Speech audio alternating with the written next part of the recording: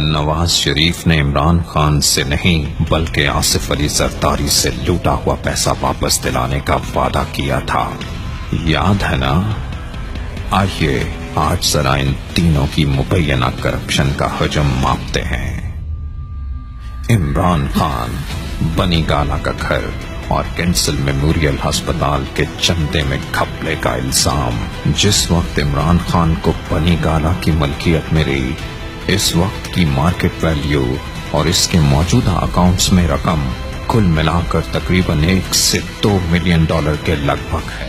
اس کا کینسر ہسپتال اپنی نوعیت کا غالباً پوری دنیا میں پہلا پرائیویٹ ہسپتال ہے جو 75% رعایت پر کینسر جیسی بیماری کا علاج کرتا ہے۔ عمران خان کہتا ہے کہ بنی گالا کا گھر اس کی ارب پتی بیوی نے اس کو تحفے میں دیا۔ نواز شریف کے پاس 3 بار پورے پاکستان کی اور 6 بار پاکستان کے سب سے بڑے صوبے کی حکومت رہی۔ نواز شریف پر کم از کم 22,000 ملین ڈالر کی کرپشن کے الزامات ہیں۔ عمران خان پر جتنی کرپشن کا الزام ہے، اس سے 5 گنا مہنگی نواز شریف کے ہاتھ پر بندھی ہوئی گھڑی ہے جو تقریباً 4.6 ملین ڈالر کی ہے۔ اس کا صرف رائے بند میں موجود گھر 25,000 کنال پر محیط ہے۔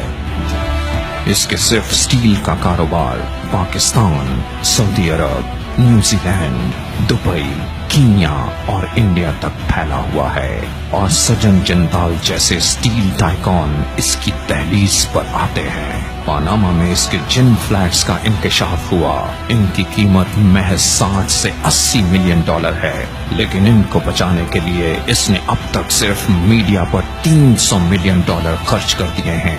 اندازہ کیا جا سکتا ہے کہ جس چوری کے مال کو یہ چھپانا چاہتا ہے وہ کتنا ہوگا۔ آصف زرداری یا بھٹو خاندان پر کم از کم 22,000 سے 25,000 ملین ڈالر کی کرپشن کے الزامات ہیں۔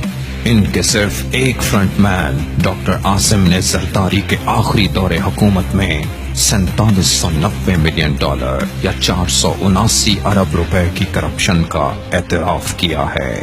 آصف زرداری بھٹو خاندان کی دولت پر قابض ہے۔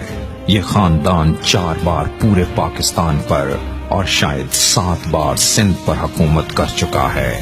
لندن کا سب سے مہنگا علاقہ سرے کاؤنٹی میں وڈ پارک کا ہے۔ وہاں ہمارے زرداری صاحب کا 2700 کنال پر مشتمل ایک محل نما گھر ہے جس کو سرے محل کہا جاتا ہے۔ نواز شریف کے دوسرے دور حکومت میں بے نظیر بھٹو کے ایک سوئس اکاؤنٹ کا انکشاف ہوا جس میں اس وقت 8,000 ملین ڈالر کی رقم موجود تھی، تاہم اس معاملے کو دبا دیا گیا۔ آصف زرداری اور نواز شریف کی مجموعی کرپشن کا حجم کم از کم 50,000 سے 60,000 ملین ڈالر کے لگ بھگ ہے۔ مزے کی بات یہ ہے کہ پاکستان پر اس وقت کل قرضہ 78,000 ملین ڈالر ہے، یعنی اگر ان کے چیلے چانٹوں کی کرپشن بھی ملا دی جائے تو کل قرضے کے برابر ہو جاتی ہے۔ جہاں تک زرداری اور نواز کا معاملہ ہے، وہ دونوں اچھی طرح جانتے ہیں کہ اگر ایک گیا تو دوسرا بھی نہیں بچے گا۔ اسی لیے جمہوریت کے نام پر ایک دوسرے کی ڈھال بنے ہوئے ہیں۔